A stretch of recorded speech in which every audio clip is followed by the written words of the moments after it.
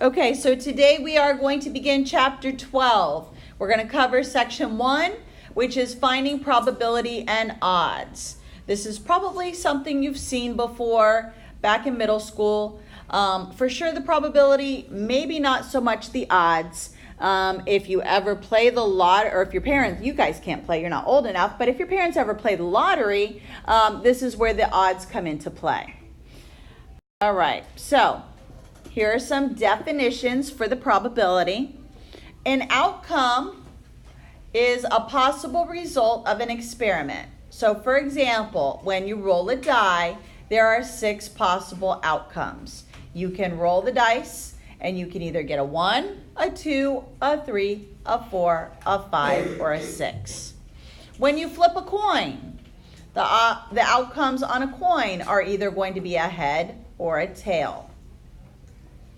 The event is going to be the outcome or collection of outcomes, for example, like rolling an even number. Or if you have a deck of cards, pulling a red card. Or when you're rolling, or when you're flipping the coin, it landing on a head. That would be your event. The sample space is going to be the set of all possible outcomes. So, again, our sample space for coins, when we flip a coin, our sample space is a head or a tail. When it's a die or a dice, it's going to be the numbers 1, 2, 3, 4, 5, or 6. If I had a deck of cards, remember in a deck of cards, you have 2 colors. You have red cards, and black cards. And then you have 4 different suits. You have diamonds, hearts, spades, and clubs.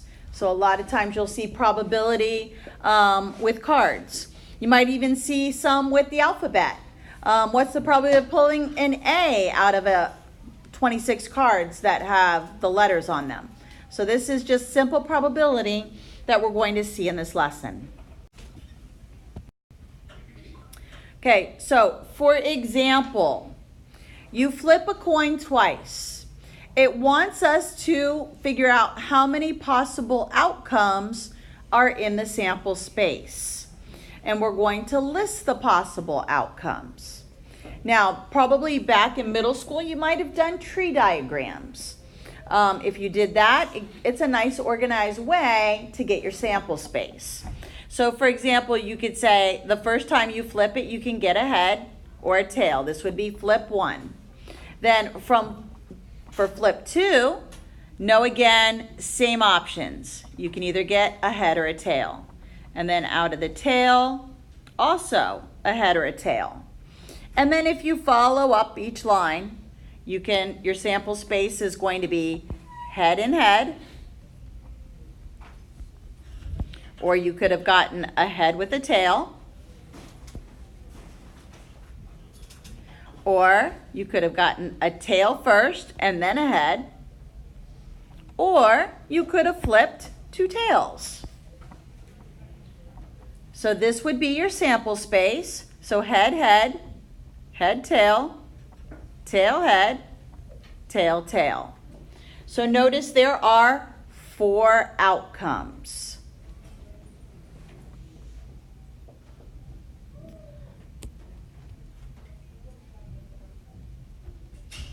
And the sample space would be this. Now, the way that you can figure that out or to check your answer, what you're going to do is you're going to take the number of outcomes and you multiply it. So each time there were 2 outcomes, 2 times 2, and you get 4. Let's try the next one. We're flipping a coin and rolling a number cube. How many possible outcomes are in the sample space? And it wants us to list the possible outcomes. So how many outcomes are on my coin? How many different options can I get? 2. How many different options are on my dice when I roll it? Or my number cube? 6. So I know 2 times 6, I'm going to be looking for 12 different combinations or 12 different outcomes when I flip my coin and roll my number cube. Now, again, you can do a nice organized list, or you could just know that I'll do the organized list. I like the trees. So you have a head, and then from that, after you flip the coin, you can either get a 1, a 2, a 3, a 4, a 5, or a 6. Same thing's going to occur with the tail. So we have 6 things coming out of the tail. 2, 3, 4, 5, and 6. So my outcomes that I would list, I could either get a head with a 1, a head with a 2, a head rolling a 3, a head rolling a 4, a head rolling a 5, or a head rolling a 6. And then the same thing for the tail. Tail 1, tail 2, 3, 4, 5, and 6. And if you count them, you will find that there are 12 outcomes.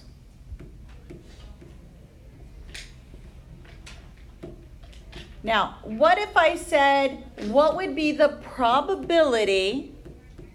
We haven't covered it yet. Let's just talk about outcomes, then I'm going to talk about probability. When we're doing the probability of an event, so let's say it was probability of H1 occurring. Again, it's what you're aiming for over the total. So how many times do you see H1 in my list of outcomes? Just once, right? And how many total did I have? 12. So this is how you would find the probability of you flipping the coin and getting a head and rolling your dice or your number cube and getting the number 1. When you're doing these compound questions, you will have to list out the sample space. Next slide, we've seen it before. We just saw it in 11.4, and this is the probability of an event occurring. Remember, the closer it is to 0, the more unlikely it's going to happen. The closer it is to 1, then it's for sure a certain thing. So when it's 100%. So remember, the 1 is 100%, the 0 is 0%, in the middle is 50%. So the closer to 0, the more likely it's going to happen. Not going to happen. Closer to 100 or 1, it's more for sure going to happen. Okay, so in my theoretical probability, it's what I think should happen based on the number of outcomes I have and how many things occur. Then the other type of probability you're going to see is experimental, and that's when you actually do something and record the results. So let's talk about my coin. What would be the theoretical probability of a coin landing on a head? How many heads are on the coin? 1. How many outcomes are on my coin? 2. So the probability of me flipping a head on my coin would be 1/2 or 0.50 or 50% or 0.5. Now, let's say I took my coin and I flipped it 10 times. Now, do you think that 5 of the times that out of those 10 that I flip it is going to get a head and 5 will be tail? You think that'll always happen? No, right? So the experimental probability is not always the same as theoretical. So sometimes maybe you're flipping that coin and every single time you flip it, it lands on tails. So that would give you a probability of 0. So that's the difference between theoretical and experimental. Theoretical is what you think should happen. Let's talk about our number cube, our die. So if I said, what is the probability of when you roll your dice that you get the number 6? How many 6s are on the dice? 1. How many total outcomes are there? So this would be a 1/6 chance of you getting the number 6. What would be the probability of getting an even number? 3 out of 6. Because 3 of the numbers are even and then you would simplify, always simplify your fractions. So it would be half of the time you could get an even number when you roll your dice. Everybody good so far? Anybody still need? Okay, next one. We are, example 2 for part A, we're tossing a coin and rolling a number cube. It wants us, what is the probability that the coin shows heads and the dice gets or the number cube gets a 5. So it wants to know the probability of H5. Remember our sample space we made before? How many times did we see the occurrence of an H, a head, and the number 5? Once, right? Out of how many different outcomes were there? 12. So the probability of head and a 5 is 1/12. Okay, the next one is going to be an example here with information in a table. So they've counted the number of green and red shirts. Some of them have a gold emblem, some have a silver. So it wants us to know what the probability would be if a student chooses a t-shirt with a gold emblem. What's the first thing we should do on this? Good. We need to figure out how many shirts we have. Okay, how many shirts do we have? 30, good. You can either count it across or down. This has 16, this is 14. So we have a total of 30 shirts. Okay, of those 30 shirts, how many have a gold emblem? 16. So you will do 16 over 30, and we have to simplify this. So what will this reduce to? So we could go 8, divide them both by 2.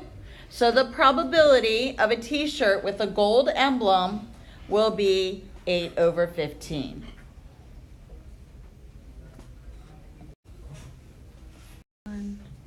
Yes, all right. Now, I know I already talked about experimental probability, but again, it's based on repeated trials of an experiment. The number of trials is the number of times the experiment is performed. The success is each trial in which a favorable outcome occurs. So in the example of me flipping the coin 10 times, I would flip it 10 times. I would write down the results of those 10 flips. And let's say I wanted the probability of tails. I would count how many times the tails occurred and put that over 10. Or however many times I flipped the coin. So that's experimental probability. That's the difference between theoretical. We know theoretical, it's 50-50. But experimental, in the case of the coin, may not be.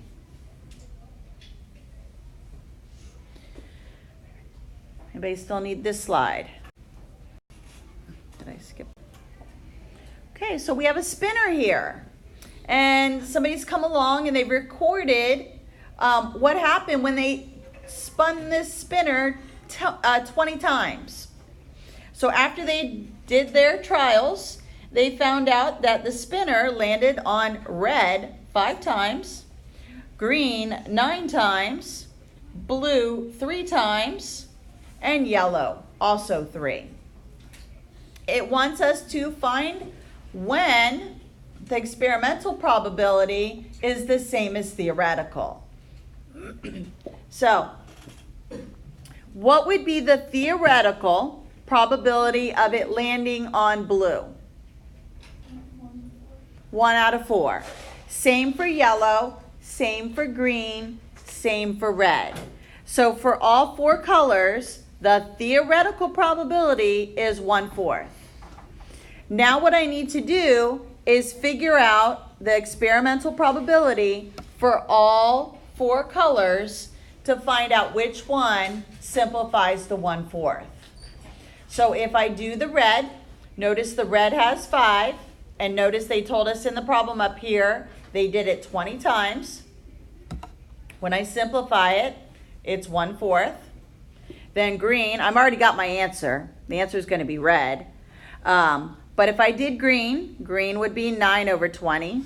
Blue would be 3 over 20, and yellow would be 3 over 20. And the one that was equal to 1/4 was red. Next, we're going to talk about odds.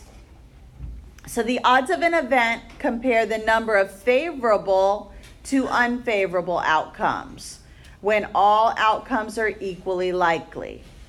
So odds, you're going to write it number of favorable to number of unfavorable. So that way, when you add the two, it should equal the total number of outcomes. Odds against would be unfavorable to favorable. So it's like versus, it's not over the total. And we're going to do an example of that in a minute on the next slide. So in example 3, we found that they're talking about the spinner there on example 3. So we wanted to know, find the odds against stopping on green. Now, when we're not talking about the chart, we're just going to talk about the regular spinner here. So let's just do these colors. So blue, red, green, and we'll do yellow. All right, so what would be the probability, what are the odds against stopping on green? So how many are not green? 3. So you would write it as 3 over 1. Remember, you can write it 3 ways. You can either write it as a fraction with a colon or with the word TO. Okay, so there are 3 that are not green and 1 is green. So when it's the odds against, it's the non over what you want. Okay, the next one. What are the probabilities in favor of blue? How many are blue? How many are not blue? So now it's backwards. So now it would be 1 to 3, the 3 ways. Okay, so when it's odds in favor, this is blue, this would be not blue. When it says odds against green, this is not green, and this would be green. Okay, so when it says not, then you put the one that it is on the bottom. Remember, when you add this, it should equal the total number of outcomes. There were 4 colors on my spinner, so 1 plus 3 is 4. And that is your lesson on probability. Any questions? Okay.